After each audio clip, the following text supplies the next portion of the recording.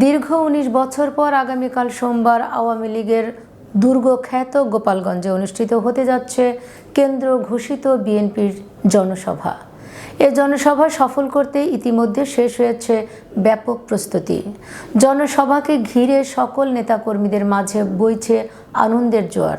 এ সমাবেশের মাধ্যমে নির্বাচনের রোডম্যাপ দ্রুত ঘোষণা করা হবে এমনটি মনে করছেন নেতাকর্মীরা। ক্ষমতায় থাকাকালীন ২০০৪ সালের পর গোপালগঞ্জে আর কোনো জনসভা করতে পারেনি বিএনপি। দীর্ঘ প্রায় ১৯ বছর পর গোপালগঞ্জ শহরের পৌর পার্কে আগামীকাল সোমবার সকাল ১০টায় কেন্দ্র ঘোষিত বিএনপির জনসভা অনুষ্ঠিত হবে। এ জনসভায় প্রধান অতিথি হিসেবে বিএনপির vice chairman doctor Asaduzzaman Ripon ও প্রধান বক্তা হিসেবে কেন্দ্রীয় বিএনপির সাংগঠনিক সম্পাদক শামা ওবায়েদ উপস্থিত থাকবেন। জনসভাকে ঘিরে ইতিমধ্যে জনসভাস্থল পৌর পার্কে সকল প্রস্তুতি শেষ হয়েছে। জনসভায় ৪০,০০০ লোকের সমাগম ঘটার আশা করা হচ্ছে।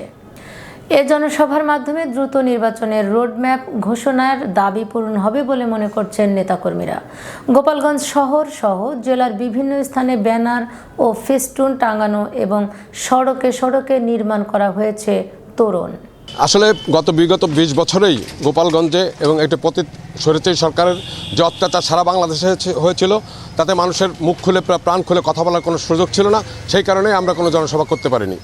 পতিত ফ্যাসিস্ট সরকারের নানা মুখে চক্রান্ত এবং জনদাবিতে গোপালগঞ্জ জেলা বিএনপি আগামী ২৪শে ফেব্রুয়ারি গোপালগঞ্জ উন্মুক্ত পৌর মঞ্চে সকাল ১০টায় জনসভার আহ্বান করেছে। এই জনসভা ইনশাআল্লাহ গোপালগঞ্জের জাতীয়তাবাদী পরিবার এবং গোপালগঞ্জের আপামর জনসাধারণ অংশগ্রহণ করবে এবং ইনশাআল্লাহ স্মরণকালের সর্বশ্রেষ্ঠ জনসভা হবে বলে আমি বিশ্বাস করি। বিএনপি কেন্দ্রীয় ঘোষিত প্রত্যেক জেলায় একটি একটি করে জনসভা হচ্ছে। তারই ধারাবাহিকতায় আগামী ২৪ ফেব্রুয়ারি গোপালগঞ্জের পৌর পার্কে একটি জনসভা হচ্ছে। সেই জনসভা উপলক্ষে গোপালগঞ্জের জাতীয়তাবাদী পরিবারের সকল পর্যায়ের নেতাকর্মীদের মাঝে বিপুল উৎসাহ উদ্দীপনা বিরাজ করছে, কিন্তু তার মাঝে একটি শঙ্কাও কাজ করছে। আপনারা জানেন যে এই ৫ তারিখের পরেও গোপালগঞ্জে দুটি অনাকাঙ্ক্ষিত ঘটনা ঘটেছে। আমাদের নেতা শহীদ দিদার হোসেন এবং আর্মিদের গাড়িতে হামলা হয়েছে। এই কারণে আমরা কিছুটা শঙ্কিতও বটে। আমাদের প্রত্যাশা, যে কারণে হাজার হাজার লোক জীবন দিয়েছে, সেই গণতান্ত্রিক পথেই বাংলাদেশ এগিয়ে যাবে। দ্রুত যৌক্তিক সংস্কারের মাধ্যমে অল্প সময়ের ভিতরেই একটি সুষ্ঠু গ্রহণযোগ্য অংশগ্রহণমূলক নির্বাচন অনুষ্ঠিত হবে। দীর্ঘ ১৯ বছর পর এই গোপালগঞ্জে যে জনসমাবেশ অনুষ্ঠিত হচ্ছে, আমরা এই গোপালগঞ্জের সমস্ত নেতাকর্মী আমরা আশাবাদী যে জনগণ ভোটের মাধ্যমে, সুষ্ঠু ভোটের মাধ্যমে বিএনপিকে ক্ষমতায় আনবে।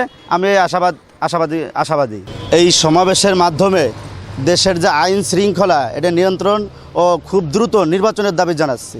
আগামী ২৪ তারিখ বিএনপির যে সমাবেশ অনুষ্ঠিত হবে, আমরা গোপালগঞ্জের সমস্ত নেতাকর্মী খুবই আনন্দিত। ফ্যাসিস্ট সরকারের পতনের পর একটি মুক্ত পরিবেশ সৃষ্টি হয়েছে। কোনো বাধা ছাড়াই জনসভার প্রস্তুতি শেষ করা হয়েছে বলে জানান জেলা বিএনপির আহ্বায়ক। দীর্ঘদিন পর গোপালগঞ্জ ২৪শে ফেব্রুয়ারি সম্মেলন হতে যাচ্ছে। এই সম্মেলন হতে যাচ্ছে বিদায় আমরা এখনই অনেক খুশি। আমরা মুক্তভাবে সম্মেলন করতে পারছি, চলাফেরা করতে পারছি গোপালগঞ্জ। এটাই আমাদের প্রত্যাশা ছিল। এই সম্মেলনের মাধ্যমে আমরা আমাদের দাবি জানাতে চাই, সামনে অচিরেই দ্রুত সঠিক সুন্দর নির্বাচন দিয়ে বিএনপিকে দেশের মানুষ ক্ষমতার আসনে বসাবে, এটাই আমার দাবি।